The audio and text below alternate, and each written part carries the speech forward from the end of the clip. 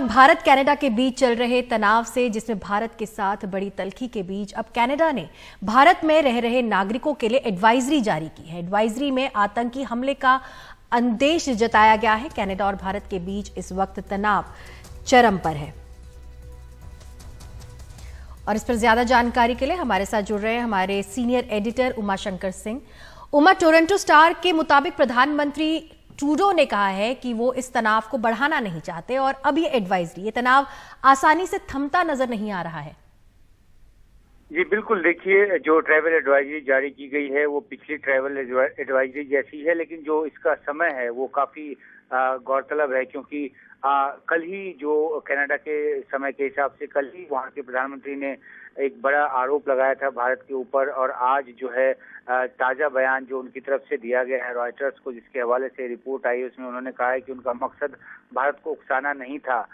लेकिन वो चाहते हैं कि भारत इस मामले को गंभीरता से ले, और जिस तरीके से उन्होंने बात की कि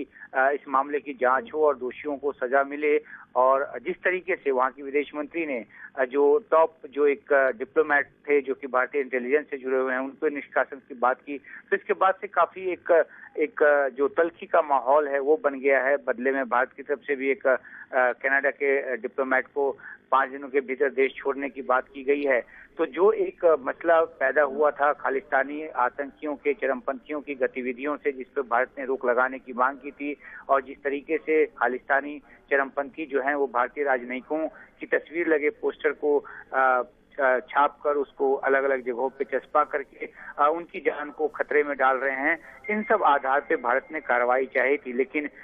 जो कनाडा की अंदरूनी राजनीति है, जिसकी लगातार हम बात कर रहे हैं कि किस तरीके से गुरमीत सिंह जिनकी की पार्टी है, उनकी पार्टी के भरोसे उनके 25 सांसदों के समर्थन के बूते जस्टिन ट्रूडो की सरकार टिकी हुई है, और ऐसे में जस्टिन ट्रूडो जो है भारतीय मांग पर ध्यान देने की बजाय उन्होंने जो कनाडा में पनाह लिए खालिस्तानी आतंकी है उनके समर्थन में उनके बोल जो है नजर आ रहे हैं। तो भारत ने एक बार फिर साफ कर दिया है कि कनाडा को इस मामले में कार्रवाई करनी होगी, और जिस तरीके की तल्खी देखने को मिली है, जो एफटीए को लेकर जो बातचीत अगले दौर की होनी थी उसको भी रोक दिया गया है। तो तमाम जो इस संबंध है वो बिल्कुल तनाव की दिशा में बढ़े हैं, लेकिन इस बीच जरूर ये बयान आया है जस्टिन ट्रूडो का कि वो भारत को उकसाना नहीं चाहते। लेकिन दूसरी तरफ ये भी देखने की बात है कि यूके के विदेश मंत्री जेम्स क्लेवर्ली ने ट्वीट कर कहा है कि कनाडा की संसद में जो कुछ कहा गया है वो कनाडाई पार्टनर्स के साथ संपर्क में है। तो देखना होगा कि क्या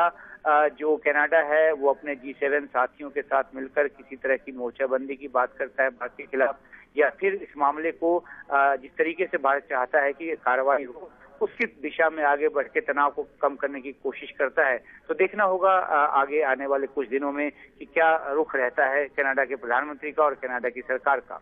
गीता, उमा, इस पूरी जानकारी के लिए बहुत बहुत शुक्रिया। तो भारत के साथ बड़ी तल्खी के बीच अब कनाडा ने भारत में रह रहे नागरिकों के लिए ट्रैवल एडवाइजरी जारी की है, और